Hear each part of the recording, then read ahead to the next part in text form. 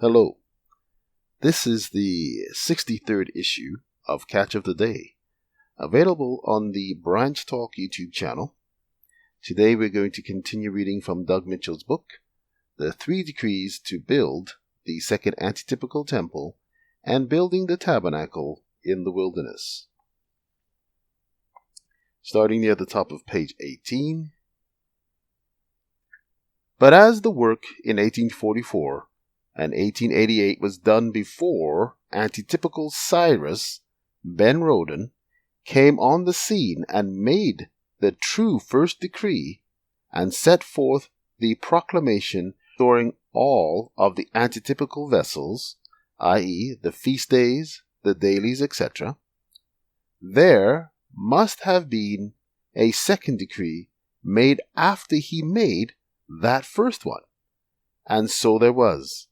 Lois Roden, Mrs. Benjamin Roden, made that second decree through her message that brought additional power against the temple foes, and power to establish a clean church and a true worship.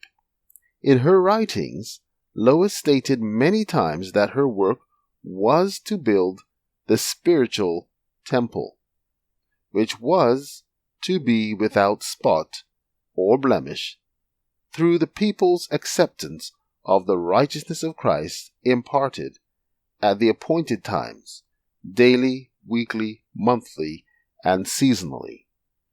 Paramount in that second decree was the restoration of the knowledge of women's creation in the image and likeness of the feminine Holy Spirit, and of her co-dominion with man in the ministry of the church under the Melchizedek priesthood. Additionally, while Benjamin Roden called for a daily keeping of the Lord's Supper at the church headquarters, Lois in 1981 called for all believers to keep it daily at the times of the morning and evening worship. She also taught that rather than keeping the daily hours of worship at the 3rd and 9th hours, beginning 9 a.m. and 3 p.m. according to man's timekeeping, that the 3rd and 9th hours actually ended at 9 a.m. and 3 p.m. She then called for a return to the biblical reckoning of hours, 12 varying length hours beginning at sunrise, rather than using the man-made 60-minute hours. There are many aspects in the type that relate to the antitype, but we will not look at them in this presentation, as we are only seeking to mention the highlights of the overall picture so as to discern where we are today. The third decree.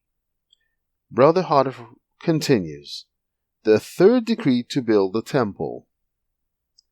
As the first and second decrees by the kings of Media-Persia had failed to complete the construction of the temple and restore the sacred typical service, a third decree was set forth. Then the king added, also, I have made a decree that whosoever shall alter this word, let timber be pulled down from his house, and being set up, let him be hanged thereon, and let his house be made a dunghill for this. And the God that hath caused his name to dwell there destroy all kings and people that shall put to their hand to alter and to destroy this house of God, which is at Jerusalem. I, Darius, have made a decree, let it be done with speed. And the elders of the Jews builded, and they prospered, through the prophesying of Haggai the prophet, and Zechariah the son of Iddo. And they builded and finished it, according to the commandment of the God of Israel, and according to the commandment of Cyrus, and Darius, and Artaxerxes king of Persia. and this house was finished on the 3rd day of the month Adar, which was in the 6th year of the reign of Darius the king. Ezra 6, verse 11 to 15. It will be noticed that the 3rd decree threatened the lives of disloyal men and nations. Whosoever shall alter this word, said the king, let his house be made a dunghill for this. So much for the type. Now we come to the antitype. The type reveals that the messages of 1844 and 1888 are to be followed by a 3rd one.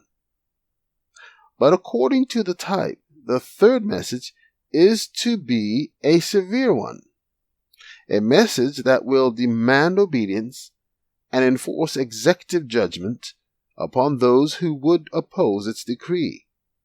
And according to the type, it is the 3rd message that will accomplish its mission. Ibid, page 278.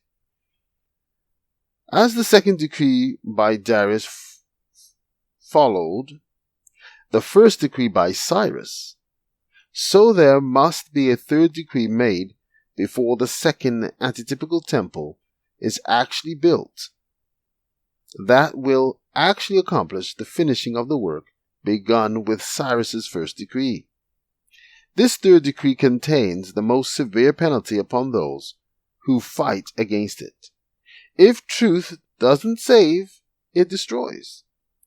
That is, at the coming forth of each decree, there has been an unrolling of the scroll, and the addition of new light that has fortified the former light, and finished or furnished those who follow the Lamb whithersoever he goeth with the heaven-sent building materials. It is only by using all of that which heaven supplies can success be realized. Thus it takes a 3rd decree, unrolling of the scroll, a 3rd doubling of the sword, Ezekiel 21:14, to accomplish the building of the antitypical 2nd temple. And those who would attempt to hinder the work, according to the type, will be found in an undesirable condition. Take care.